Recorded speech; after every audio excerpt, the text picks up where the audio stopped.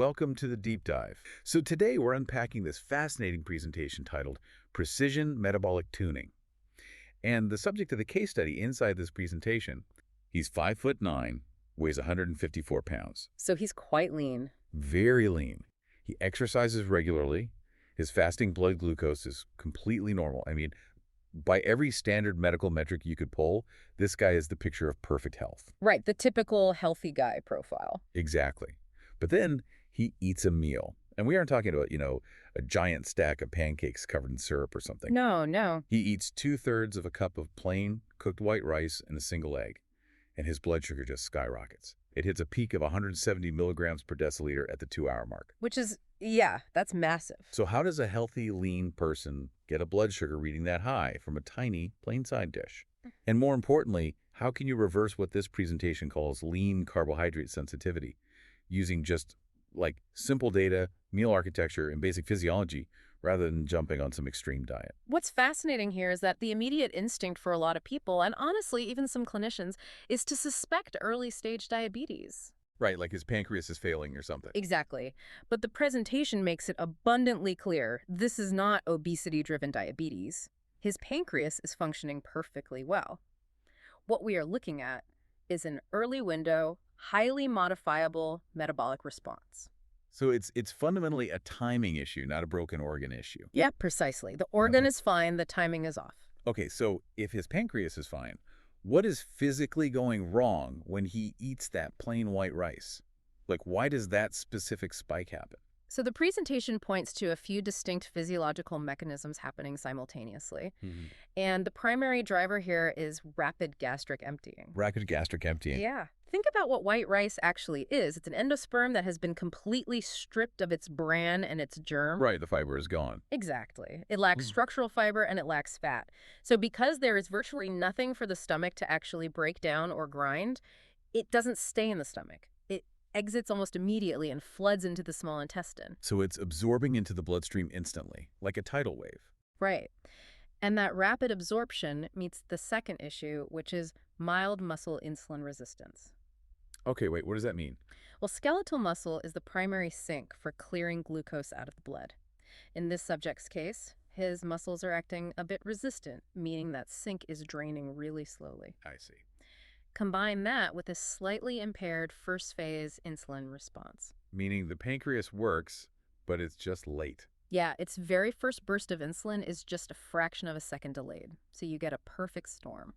It's almost like a highway system, like the pancreas is the toll booth operator, and they are definitely working, but maybe they took a couple extra seconds to open the gate. That's a great way to look at it. And meanwhile, the cars, which I guess represent the glucose from the white rice, they're arriving way, way too fast because there's no speed limit. There are no traffic calming measures on that road. No fiber to slow them down. Right. And to make matters worse, the exit ramps, the skeletal muscles are backed up. So you just get this massive traffic jam in the bloodstream, which is that 170 blood sugar reading. That captures the mechanics perfectly. The core issue plotted on these charts is supply speed. The digestion of the rice, vastly outpacing the demand capacity, which is the muscle's ability to uptake that glucose. Okay, so since those exit ramps are backed up, how do we build better ones? Especially considering our subject is already lean. I mean, the traditional advice is always, lose weight to improve your blood sugar. Right, which obviously doesn't apply to this guy. Right. So what does he do? Well, this brings us to what the presentation calls the muscle sink. Yeah. To really grasp this, we need to look at the 80% rule. The 80% rule. Yeah. After you eat a meal, roughly 70 to 80% of the glucose in your bloodstream is routed directly into skeletal muscle. Wait, really? 70 to 80%? Yes, it doesn't go to your fat initially, it goes to muscle. Therefore, your muscle insulin sensitivity essentially dictates how high your glucose peak is going to go. So the muscles are like the physical sponges soaking up the sugar. Exactly. And the presentation outlines this hypertrophy hack. So to fix this lean carbohydrate sensitivity, the subject doesn't need to become some massive vein-popping bodybuilder, right? No, not at all. The data shows that adding just 2 to 3 pounds of lean muscle mass exponentially increases the body's glycogen storage capacity. It increases the physical volume of the storage tank. You're basically upgrading your car's gas tank. Just from 2 to 3 pounds, that's it. That's it. And the protocol prescribed in the clinical presentation is very approachable. It's resistance training just 3 times a week We are talking 20 to 25-minute full-body sessions. So like squats, push-ups, dumbbell rows. Exactly. Paired with a protein target of 120 to 150 grams per day, that's roughly zero point 0.8 to 1.0 grams per pound of body weight, just to ensure that mass is actually preserved and built. Okay, but building muscle takes weeks. If you're listening to this and you want to manage your blood sugar after lunch today, I mean, you can't just instantly grow 3 pounds of muscle. Sadly, no. But the presentation highlights a post-meal walk as an immediate tool. And, we all know walking is good for you. But the magnitude of the data here is what caught my eye. Oh, it's wild. It is. Just 10 to 15 minutes of brisk walking right after eating a carbohydrate-heavy meal can single-handedly drop a massive 170 spike down into the 130 range. Yeah. A 40-point drop from a 10-minute walk seems disproportionately massive. Yeah. What is actually happening inside the muscle to cause that? It comes down to one of the most elegant biochemical mechanisms in the body. It's called the GLUT4 pathway. GLUT4. Yeah. When you sit on the couch after a meal, insulin has to come along, bind to the outside of your muscle cells, and signal the cell to bring glucose transporters, which are called GLUT4, up to the surface to let the sugar in. Okay, so insulin is unlocking the door. Right. But when you walk, your muscles are actively contracting. That physical contraction mechanically pulls those GLUT4 transporters to the cell membrane, completely independent of insulin. Whoa, so you're physically forcing the glucose out of the blood by using the muscle as an engine. Exactly. You're bypassing the insulin requirement entirely. Precisely. You essentially open a back door into the cell just by moving. Wow. Okay, so we've increased the capacity of the sink by building a bit of muscle and taking walks. But if we want to tackle the other side of the equation, slowing down the supply, without forcing the subject to give up the carbs they love, how do we do that? This is the fun part. Right. Here's where it gets really interesting. Let's look at the concept of the gastric break. Yes.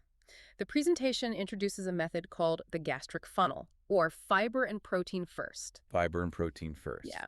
The philosophy is that you don't necessarily have to change what you eat, but rather how you eat it. Okay. So if you eat your vegetables first, the complex dietary fiber creates a highly viscous physical mesh at the bottom of your stomach. Like a net. Exactly. It acts as a literal barrier. Then you eat your protein second, which triggers your digestive system to release early insulin.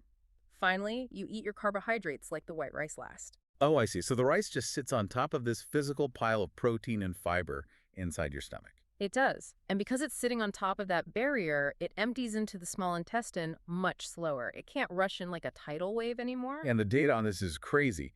Simply changing the sequence can reduce post-meal glucose spikes by 20 to 40%. Yeah, 20 to 40%. That is the difference between a pre-diabetic spike and a perfectly healthy reading just from eating your broccoli before your rice. It's all about meal architecture. But what if we manipulate the carbohydrate itself? Like, if physical barriers in the stomach work, does changing the temperature of the food do anything?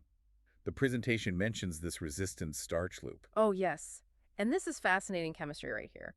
If you cook white rice, then put it in the refrigerator to cool for several hours and reheat it later, you fundamentally alter the molecular structure of the starch. Wait, just by making it cold? Exactly. The process is called retrogradation. Retrogradation. Right. As the starch cools, its crystalline structure tightens up significantly. It becomes really tightly packed, meaning your digestive enzymes have a much harder time breaking it down. So it's literally resisting digestion. Exactly. The starch effectively becomes resistant to digestion and behaves a lot more like dietary fiber in your gut. Just by cooling and reheating your rice, you wield a 10 to 20% reduction in your glycemic response. That is amazing. So temperature changes the structure. Does adding anything to the liquid like an acid or a fat do the same thing? It does, which brings up the concept of acid buffers. Consuming 1 to 2 teaspoons of vinegar in a glass of water before a meal. Oh, like apple cider vinegar. Yeah, exactly. Or even squeezing fresh lemon juice over your food. It creates a highly acidic environment.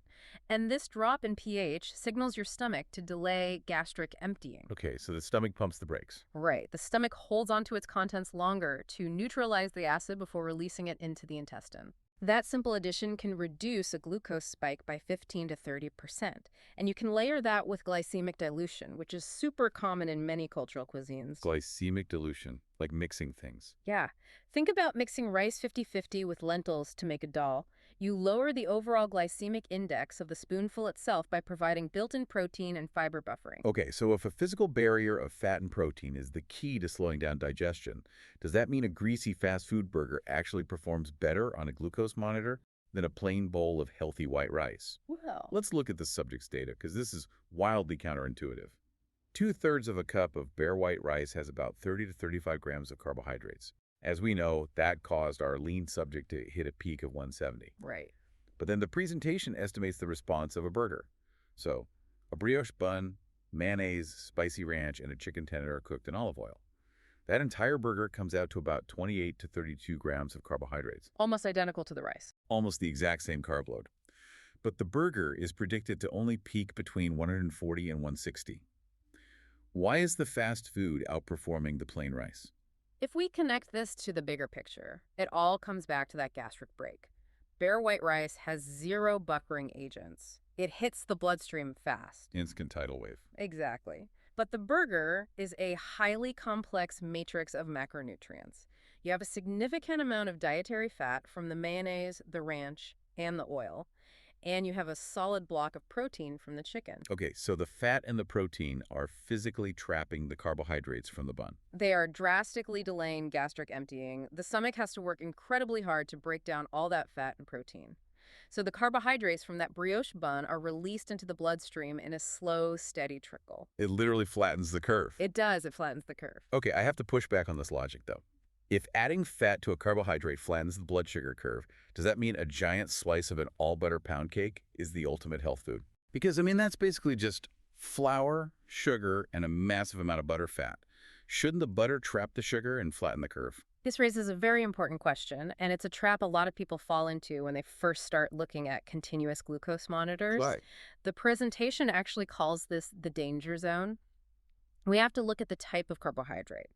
A typical 80 to 100 gram slice of pound cake has 35 to 45 grams of carbohydrates, but crucially, it contains 20 to 25 grams of added refined sugar. And refined sugar behaves differently than the complex starches in a burger bun. Drastically differently. Refined sugar is so simple that it dissolves and absorbs incredibly rapidly, outpacing even the gastric break of the butter fat. Oh, so it just blows right past the fat. Exactly. So you get a massive, rapid initial surge from the sugar, shooting the blood glucose up to 160 or 190 within the first hour. But then, That's a butt. then the dietary fat from the butter enters the bloodstream and induces a state of temporary physiological insulin resistance. Oh, so the fat slows down the body's ability to clear the sugar that just spiked. Yes. The fat creates a prolonged elevation.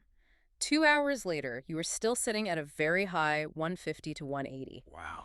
The plain rice gives you a fast spike and a fast crash. The burger gives you a slow, gentle bump. But the cake gives you a massive spike, and then the fat traps that sugar in your bloodstream, leaving you hovering in the danger zone for hours. It is the absolute worst of both worlds. Man, looking at the graphs in the presentation, the line for the pound cake just stays stubbornly high, like a plateau. It doesn't come down. It really shows that you can't just look at the peak number, right? You have to look at the entire shape of the curve. Absolutely. So let's bring this all together and see how this plays out in real life. Our subject decided to run a self-trial to test these meal architecture strategies without adopting a highly restrictive low-carb diet. Right. He used his standard everyday foods, but just applied the fiber and protein first method. And the results he recorded are impressive. So step 1, he ate a bowl of steamed vegetables mixed with lentils. The fiber mesh. Yep. Step 2, he ate a half cup of cooked white rice mixed with an equal amount of protein. Yeah. And step 3, he finished the meal with a little bit of yogurt. And the result. His peak blood sugar hit just 125 at the hour-and-a-half mark. That is a 30 to 40 point reduction purely through meal architecture. He didn't fast, he just changed the sequence. That's incredible. Clinically, this proves conclusively that his metabolism is responding perfectly. His pancreas is doing exactly what it's supposed to do, confirming that his baseline spike of 170 was entirely a digestion speed issue. So what does this all mean for daily life? If he can control his rice response just by eating vegetables first, does he have to be perfectly structured for every single meal? Not at all. The presentation outlines the 80-20 metabolic rule. Okay, the 80-20 rule. Yeah.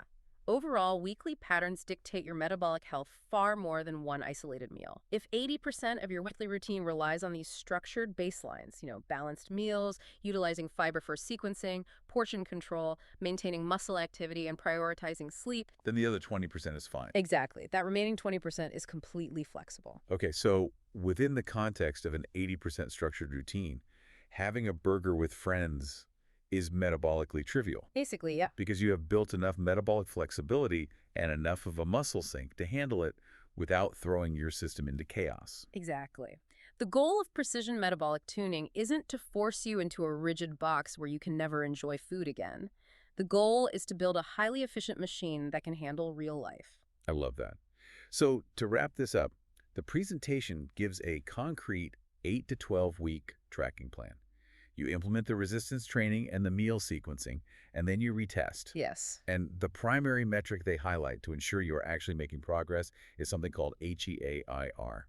How does that formula work? So HOMEAIR stands for Homeostatic Model Assessment for Insulin Resistance. That is a mouthful. It is. But it is a highly accurate way to measure how hard your pancreas is working to maintain your baseline blood sugar.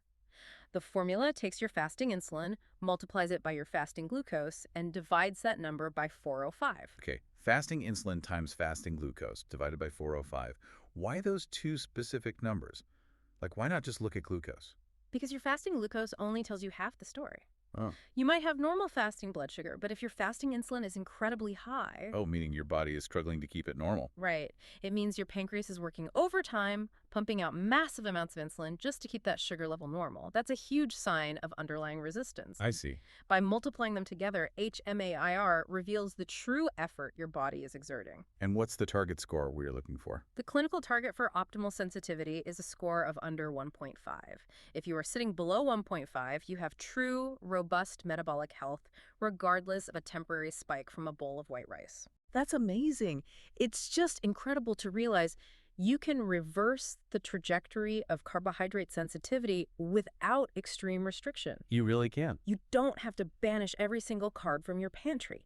By simply adding a few pounds of lean muscle, utilizing that GLUT4 pathway with a 10-minute walk after dinner, and just changing how and when food enters your bloodstream, like putting the veggies first to create that physical mesh, you take back control of your biology. It's a profound shift in perspective, isn't it? We've been conditioned to fear the food itself rather than understanding the mechanical process of how our bodies digest it. Exactly. It's not the rice that's broken, it's the delivery system that we need to tweak. Well said. And before we go, I actually want to leave you with one final thought. Think about your absolute favorite healthy meal. Maybe it's a massive fruit smoothie or an acai bowl loaded with granola.